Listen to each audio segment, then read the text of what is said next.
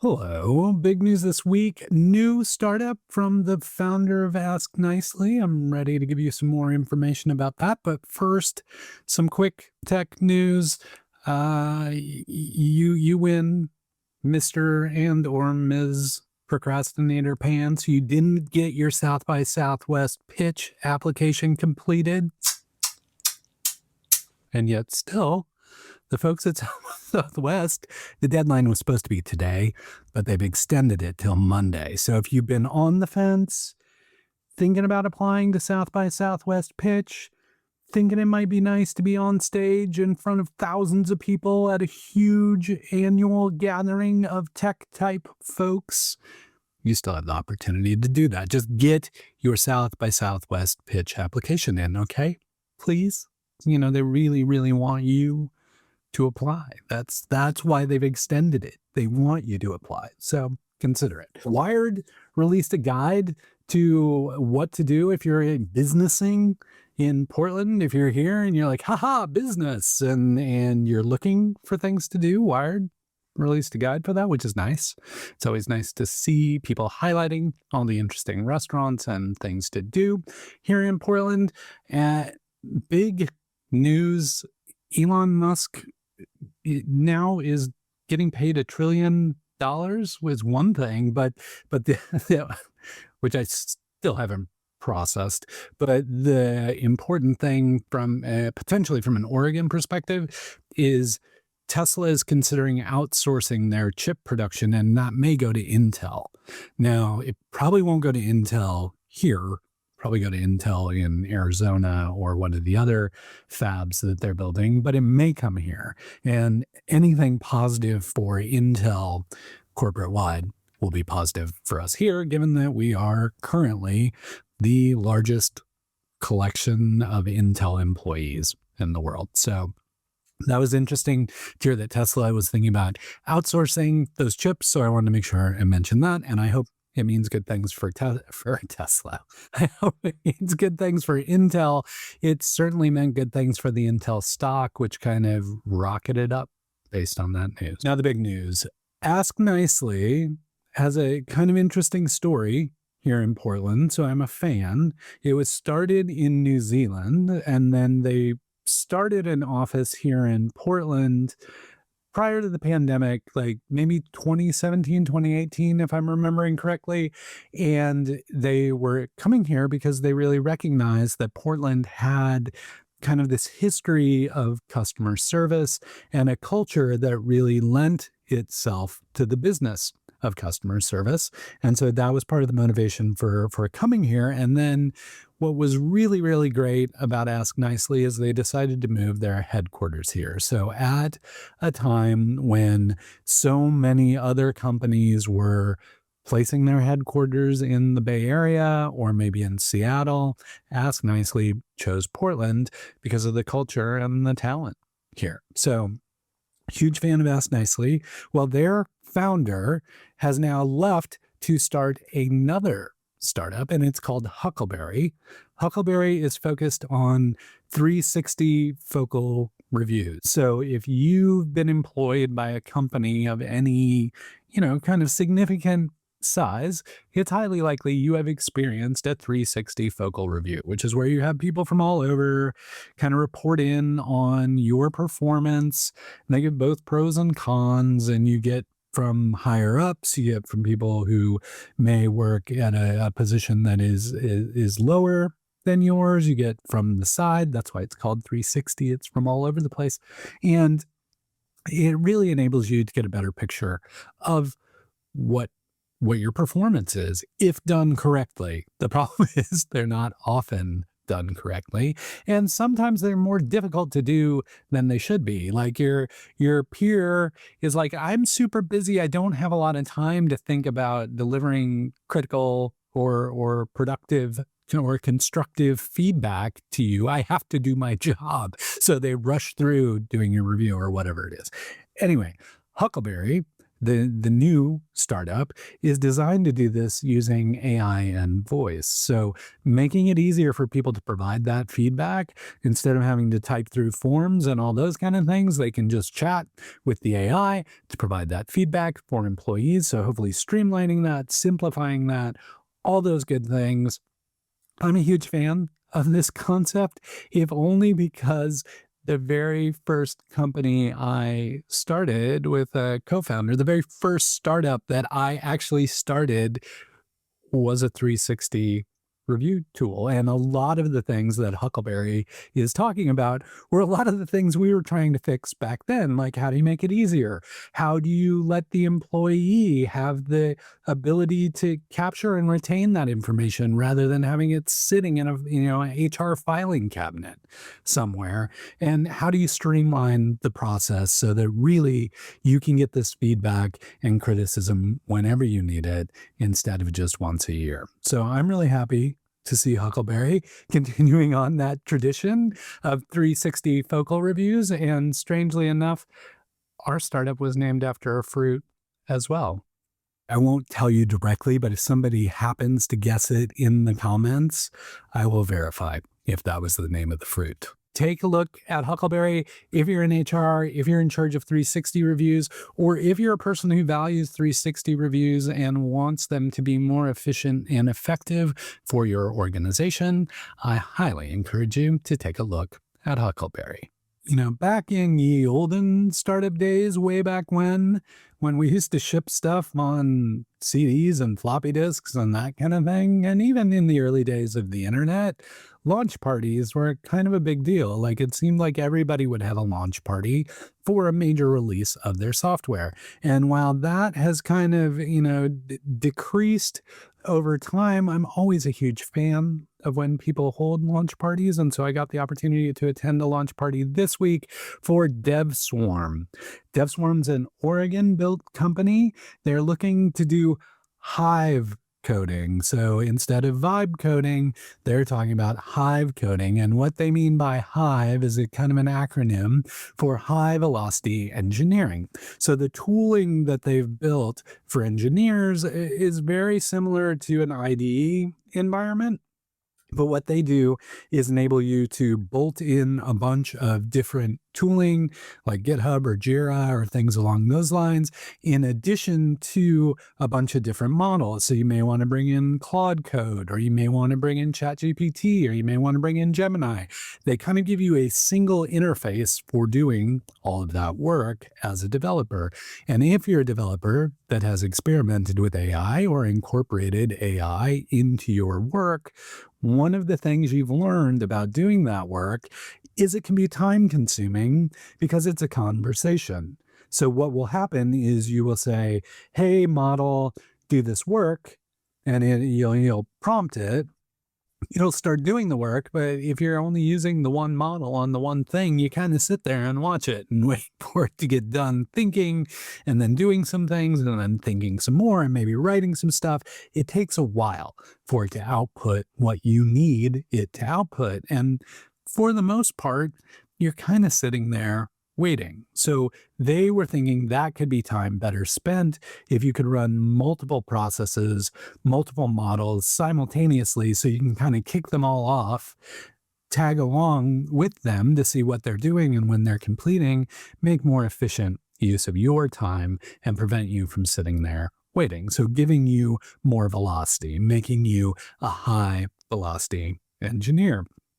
I think there's several things that are interesting about this. One, it's the early days of AI. I know you hear about it a ton, but I think what DevSwarm is doing is approaching this as a way of rethinking how engineers and developers will build code in the era of AI. And we're still exploring that. We're still exploring how that should be done, or what the heuristics are, or how developers are most effective in collaborating with AI and models in developing code, how they can be thought partners or pair programming partners, and what is the interface that enables that developer to do that more effectively and efficiently. So that's what DevSwarm is thinking through. And then from a broader community perspective, this is why I'm super interested in it. If you've ever talked to me about the Portland startup community, you will often hear me say, Portland is really good at engineers building tools for other engineers. So we're not often the platform or the protocol. We're not often the end user facing part of the product.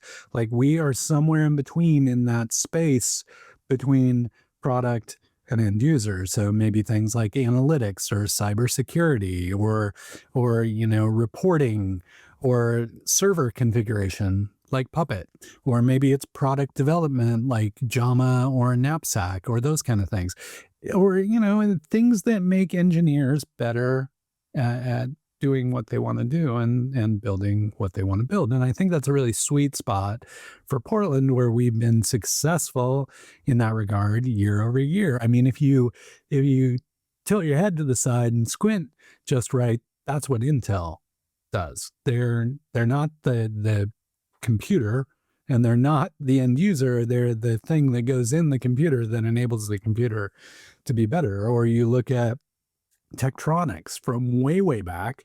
They didn't build like TVs.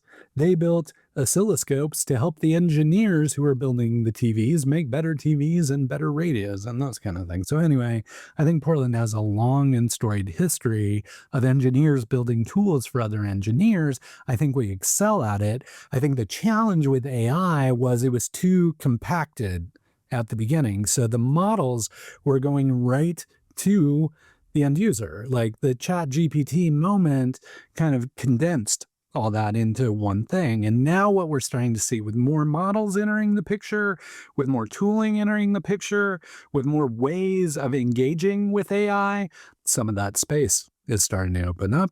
And I think Portland companies will excel in that middle ground between product and platform, or developing said product. We can also be on the other side. There's space on the other side, but especially some of that in-betweening, taking those models, making them more effective, munging around and helping create products that make engineers better at delivering the services that go to the end user. So I'm curious if this is just a one-off.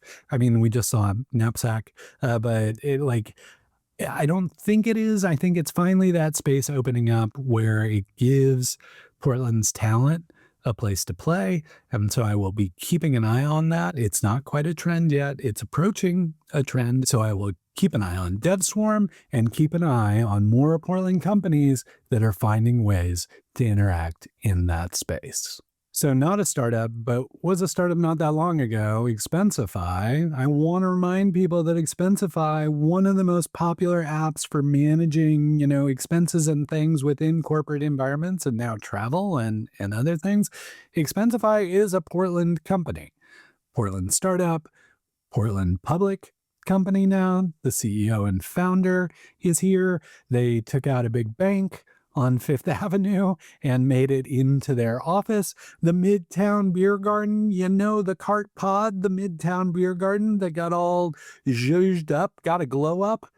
That's Expensify behind that as well. So I always like to keep an eye on Expensify because they do nice things for our community like that. So I wanted to let you know that Expensify has signed a deal with an NBA team to help, deal with their expenses and travel and all those kind of things.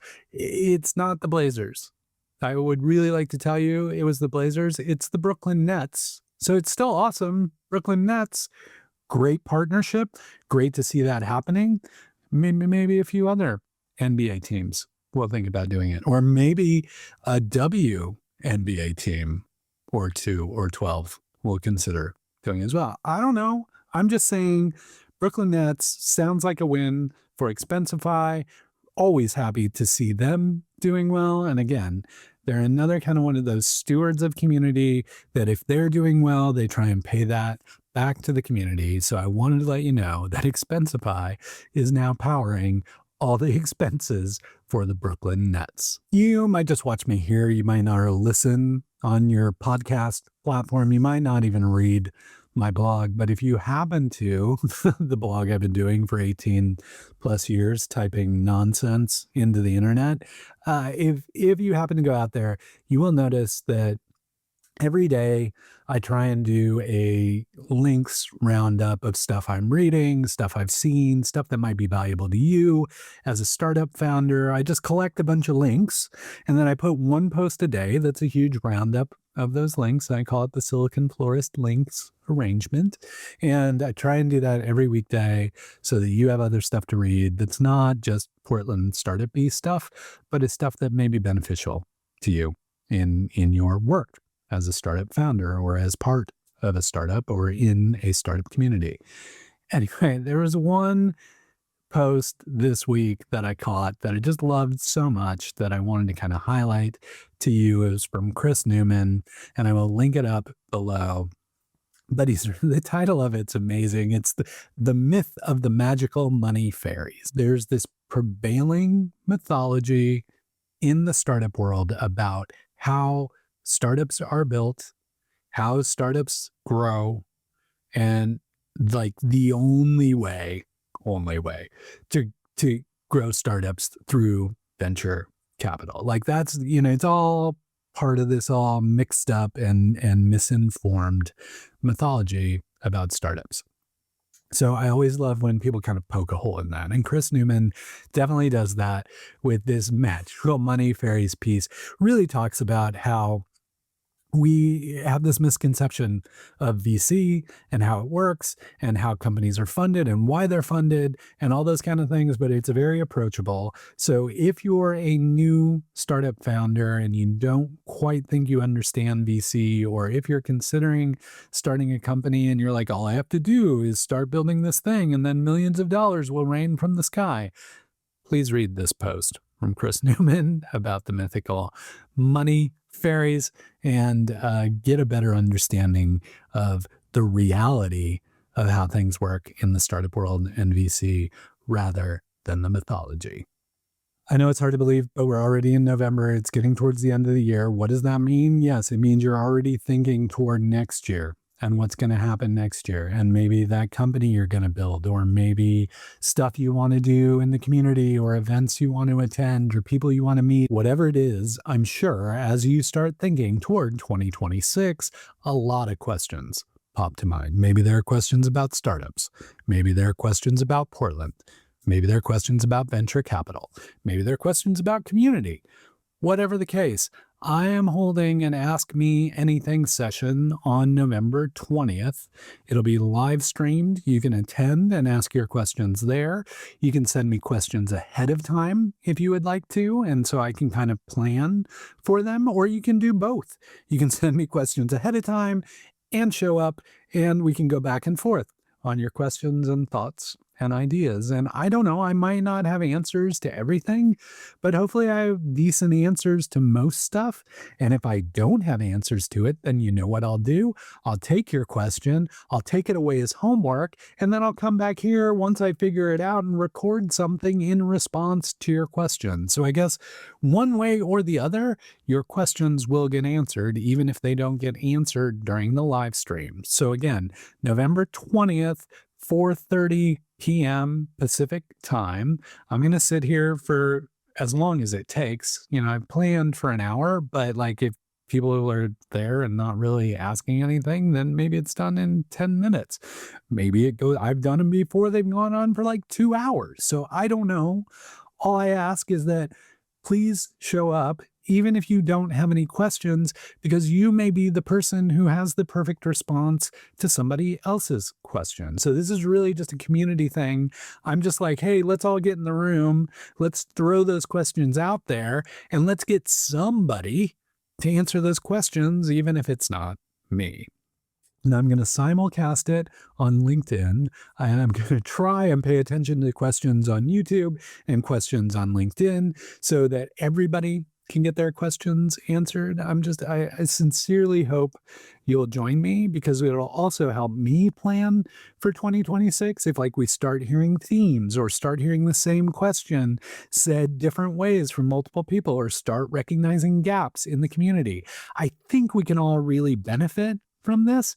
And even if you're not in Portland, please come hang out with some of the Portland people. It's always nice for us to have connections outside of Portland, and perhaps we can answer your startup questions regardless of where you may be. Because as I always like to say, there's the Bay Area and then there's everywhere else when it comes to startups. And so things that are going on in Portland may be beneficial to you in your community. You might not be able to adopt something that's happening in the Bay Area and make it effective, or you might not be able to take advice or feedback that's particular to the Bay Area and apply it to your startup. But somewhere like Portland might have a more like aligned view with what you're going through. Founders in Portland may feel more like founders in your community, where it's an incomplete ecosystem. So don't think you have to be in Portland to attend this. Come on, come all. Welcome your attendance. And of course, because we're streaming it on the YouTubes, we will go ahead and record it as well, so it will be available afterwards. But I highly encourage you to show up live. Come hang out with us. Let's talk about startups. Let's plan for 2026, and let's figure out how to move your startup forward, or get you started on that startup idea next year. Okay, that's a wrap. We are done. We're at the part where now I just share secrets with you about stuff that happened. And this was I think last week I said I don't know where the week went. This week I don't even really know where the week went. The highlight of my week this week, apart from the DevSwarm launch party, which was great. I love seeing folks celebrating launches. I love to see folks celebrating the small wins. Really important that they do that. Speaking of celebrating the small wins, don't forget that I did the little stickers. I don't even know where this is on the camera, but did the stickers for Silicon Florist. Just to celebrate 18 years, celebrate 1,000 subs on my YouTube channel. So if you would like one of those stickers, I'll be happy to send it to you. You just need to go over to Patreon and provide your address there. Well, sign up for the Patreon and provide your address. I think you can just I don't know if the free people can provide their address, but the $1 people can provide their address. So just give me your address and I will ship you a sticker. I'll be happy to do that, and maybe continue to ship you other things from time to time, but you only have to sign up this once, and then I'll have your address and we'll be pen pals, as it were. Well, anyway, before I went off on that tangent, highlight of this week, I had the opportunity to be a guest on the Overcommitted podcast. Really good conversation, really enjoyed it. Hopefully it said some things that were helpful to you, or might provide you some insight in the startup world, might spawn questions for that live stream AMA I'm going to be doing on November 20th. But I will, of course, link it up. I would encourage you to watch that and to subscribe to the Overcommitted podcast. They have great guests. I don't know why they had me. They have a ton of great guests on there. I was really humbled to be one of them, but I pretty much set the low bar. All the guests are better than me.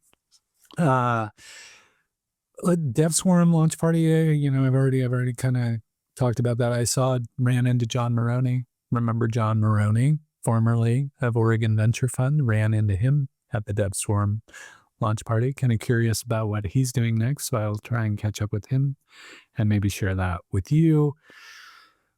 Speaking of catching up and talking with people, the startup stories, interviews with founders from Oregon and Southwest Washington. I've started that project. I've got a few in the can. I'll start dropping them next week, but I'm taking all comers. So if you are a startup founder in Oregon or Southwest Washington, or you're thinking about starting something and you've gotten it to a point where you're comfortable talking about it, I encourage you to sign up as a potential guest for that show. I would love to sit down and record stuff with you. It's an open book test, super easy.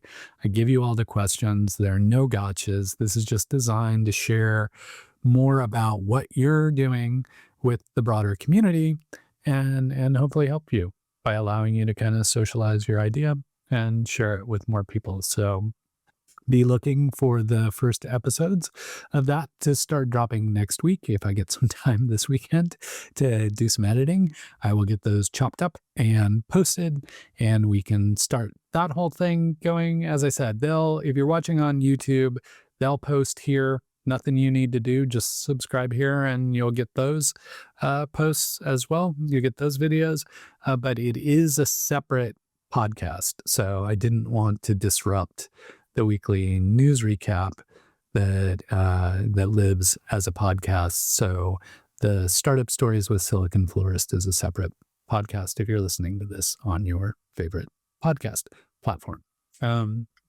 Yeah, and I'm excited about it. Like, the first few conversations have been great. Some people are really good at like those like quick interviews, quick pitches on their companies. It's really impressive. And I'm really happy that I've been able to capture some of those conversations. I look forward to capturing more. So I hope you and I get the chance to chat about what you're building. I can't wait. Please sign up and we'll get something on the calendar and we'll make that happen. Okay? Hang in there. I hope you have a good weekend. And until we get the chance to chat again, please keep up the good work.